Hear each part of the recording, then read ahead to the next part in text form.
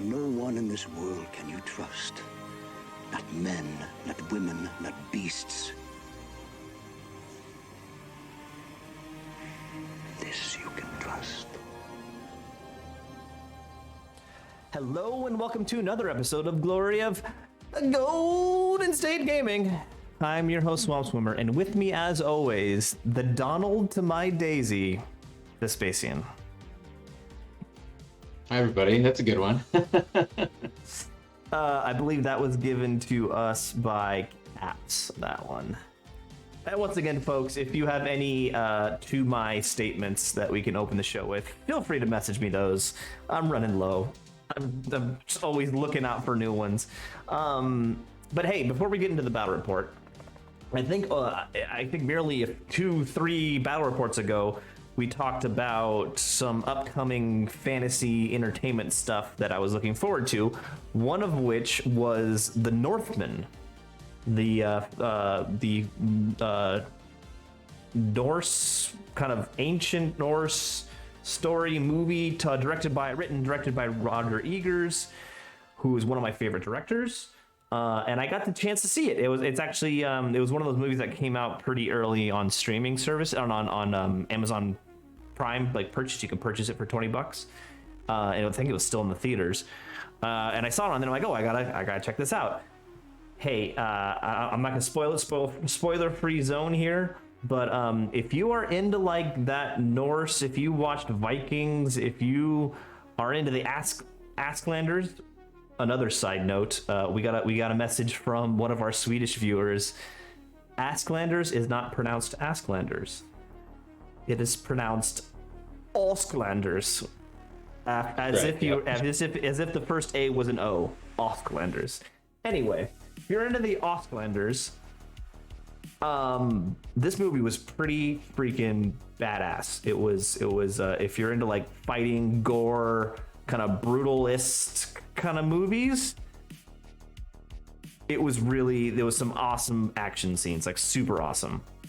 It also had the Roger Ebert's like kind of surrealism, like there's some like moments about dream sequences and like hallucinations and stuff like that. I enjoyed it thoroughly. I don't know if I loved it, but I enjoyed it a lot. It was really good. It's definitely worth a watch.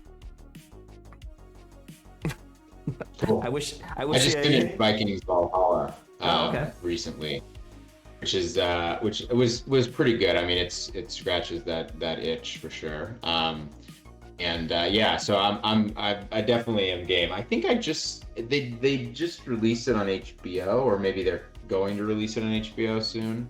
So I need to go check it out. Maybe I know for sure it's on Amazon. I don't know about HBO. Oh, is it Amazon? I thought I couldn't remember which one, but I thought it was okay. So then Amazon, yeah, I'll have to check it out. Yeah, I definitely watched it on Amazon. It was a like full purchase price. I paid $20 to watch it, but it was good. Actually, you know what? I'm not going to share it on this channel, but Vespasian, I will share my Amazon Prime login if you would like to watch it for free. Nice, I like it. But anyway, don't tell anybody. Bezos is watching. No one.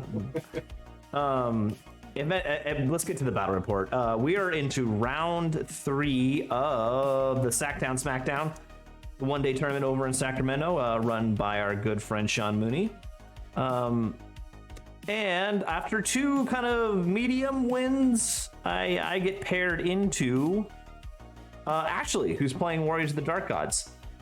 We're doing marching columns, which is very unusual. You don't see marching columns very often. Marching columns capture the flag, and Ashley's running Warriors. But hey, if you're interested in my list, please click the link right above my head, and this will take you back to my round 1 game where we go into my list in a little more detail. It's definitely a unique list. It's the Flamethrower list, which I'm enjoying playing. It's a little bit crazy. But Ashley brought a kind of a unique Warriors list. The Chosen Lord on the Wasteland Dragon, Stalker Standard, Blessed Inscriptions, Weird Stone, Lucky Charm on Sloth, Dark Prelate. Like it's a lot of stuff on one model. It's 940 points. It's a big boy. It's a little scary with the Wasteland Dragon. You can get through it pretty quick, but it's interesting.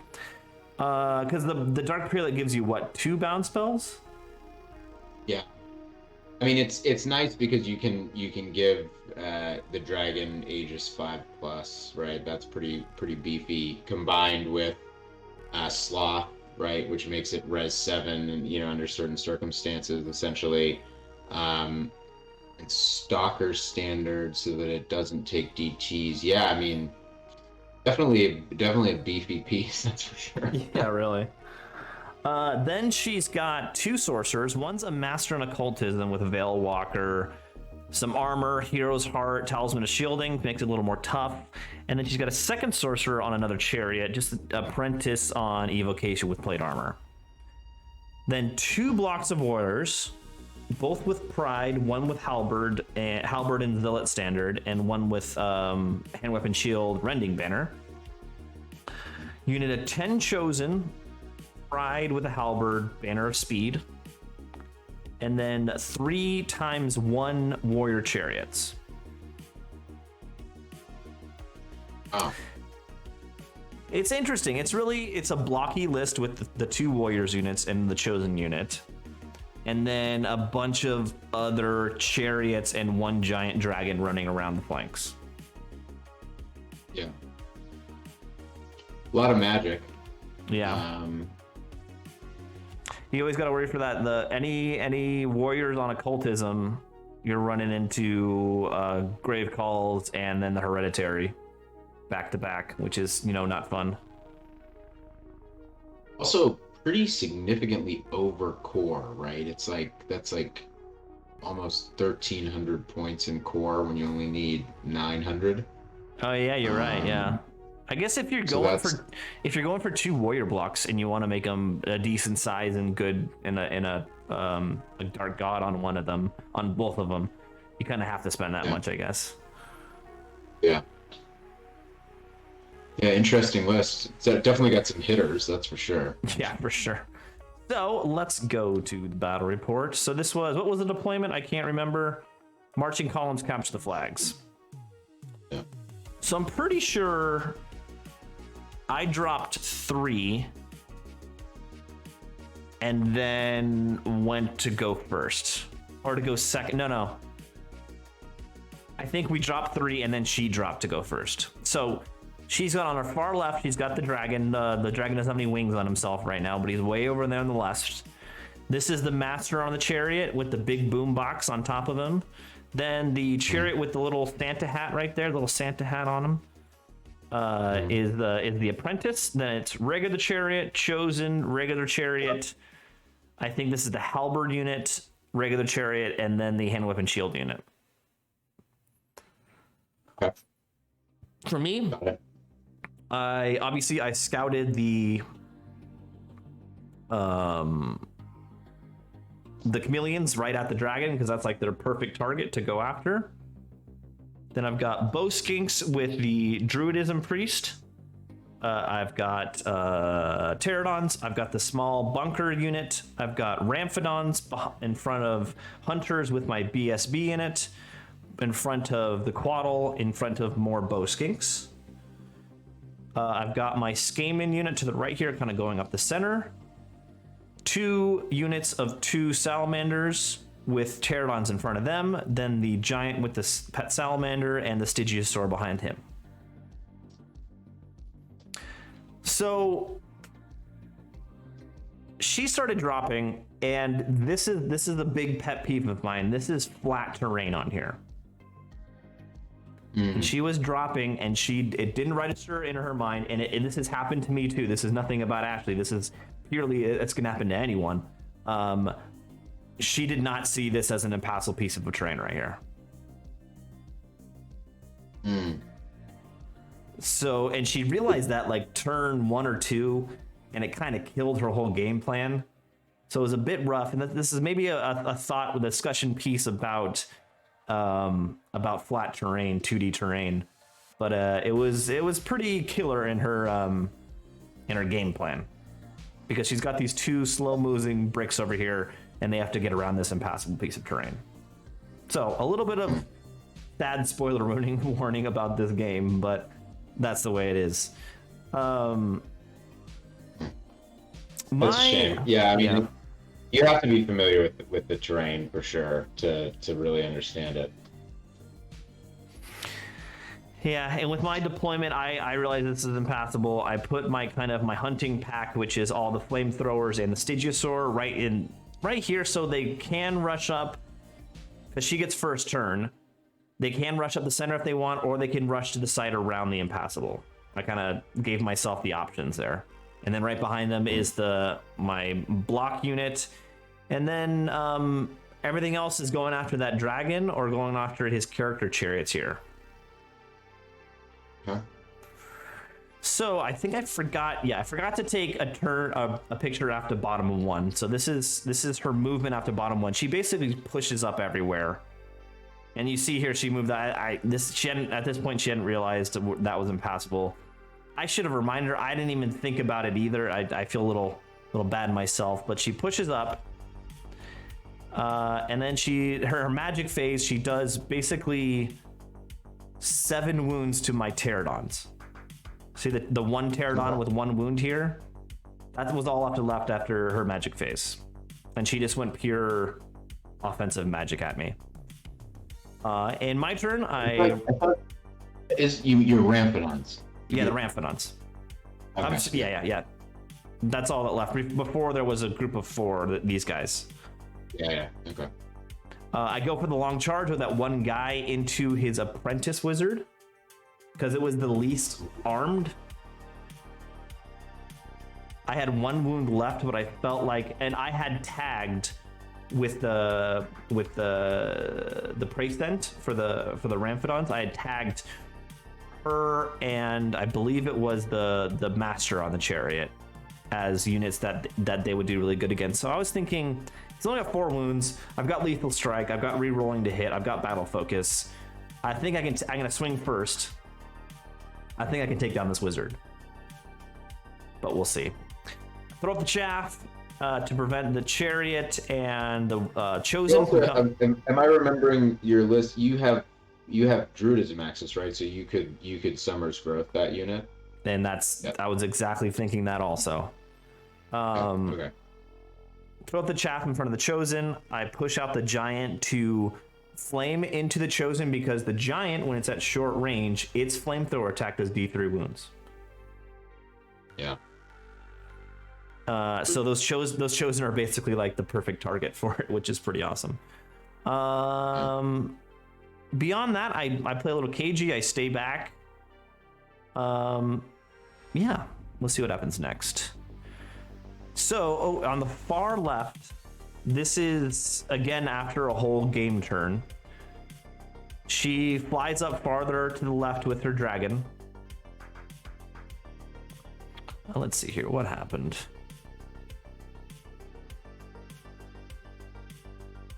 I can't remember what happened to one of my pterodon units. Oh yeah, the chosen ran up and killed it. He sends 1 regular chariot into my giant.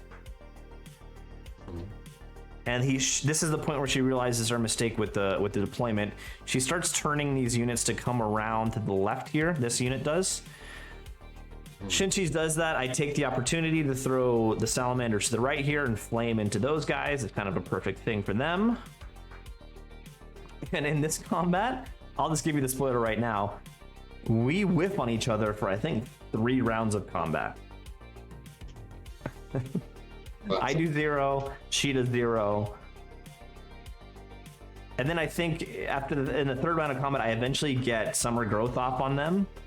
And then that turn, she actually does well and kills it back down to one wound exactly, and we push again for the combat. It was a ridiculous combat. But if you notice to the far left, my poison shots plus regular bow shots into the dragon. You can't see, it's cut off screen.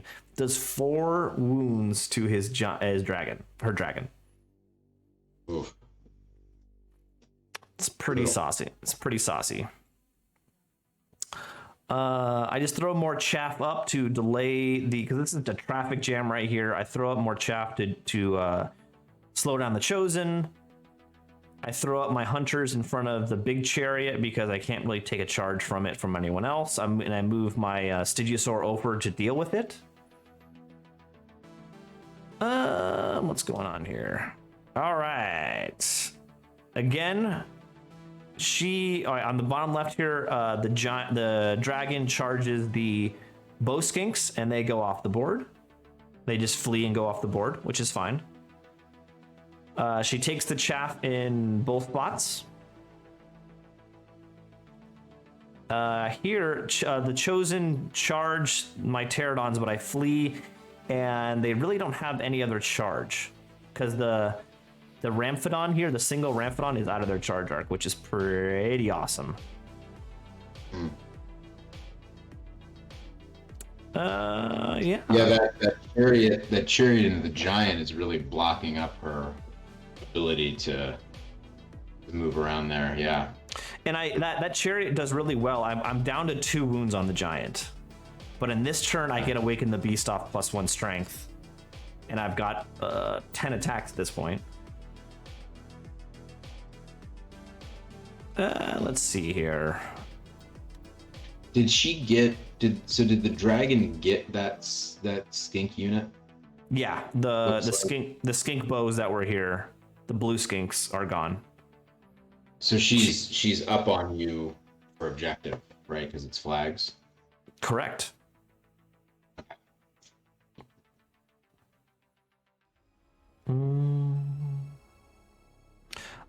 This is my turn now. The chariot comes through. I walk up, do my breath weapon on the giant. And I continue to harass the dragon with the poison. I think this is the turn I kill the dragon, but I'm not sure. Because I also turn the Wildfire Burst Bow on my BSB here at the dragon. I end up killing that chariot. And the Ramphidon, finally the dice kick in and I kill that the sorcerer on the chariot, the apprentice. So that was pretty cool. It seems like there was like a few really close fights here, and I ended up winning all of them, which was pretty awesome. The pterodons that fled and rallied come back and chaff both these units. The giant again flames on into the chosen. It's down to 1 wound. And the salamanders on the right here just continue to flame on everything. I realize at this point that you're right. I'm down on secondary, so I need to like really whittle down these blocks, her 3 blocks. Yeah. And let's see here. With all my shooting, I kill the dragon and I kill her master. With what? With the breath weapon from the Stygiosaur and just regular shooting, because I end up clinking off the last wound with my poison shots over here. So I put everything else here into the chariot, and I get lucky. She rolls some 1s. I think I did. Yeah. I think I did magic on her too. Yeah, the snipes aren't terrible against her, but yeah, I mean, getting through that with 8B0 shooting would be pretty lucky. Yeah. Well, the breath weapon of the Stygiosaur is toxic. I think that's what it was. That's what it was. I spiked the 6s and I think I hit 3. Yeah. Got it. And at this point, I realize I'm up on points, but not up on secondary. So I start running away with these units and just trying to whittle down these units with shooting.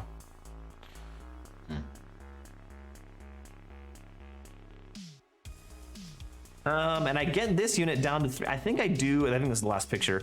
Yeah. So I skipped a lot here. I end up killing this unit down to 3 guys in the turn before, and then I step up. And she had first turn. This is bottom of 6. I step up with all my magic, all my shooting, and just blow up this unit and end up tying secondary. Okay.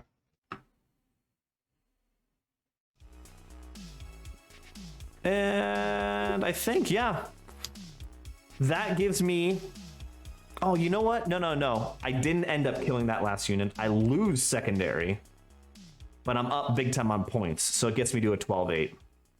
Points wise, it's a 15-5. But with this, she gets the secondary. I don't. That was after turn 6. There were 3 guys left in that Warriors unit, and I couldn't get it down. Yeah. I mean, I think flags for you against this type of list, I mean, well, pretty much any opponent against this list is going to struggle with flags, because that's, 20 wounds of war, 3 times 20 wounds of, 3+ save warriors. It's hard to get through, right? Anyways, no, I mean, it seems like you executed a pretty good game plan. I mean, yeah, obviously, if she had been able to pressure you starting turn 3 with those warriors blocks, then it would have been, I think, a tougher match for you. But the fact that they basically played no role in the game is a big difference maker. Yeah, I completely agree. The flat terrain, stuff like this happens with flat terrain, and also it kills like the scenic value of the game, like the feel.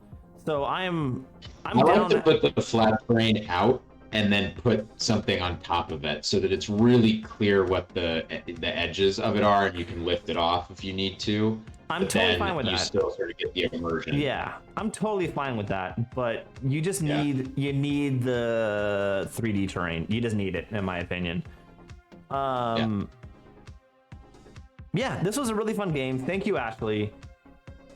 I went through. I think it was the last game in the tournament, and I realized I wasn't winning the tournament. I went through a couple of Hail Marys.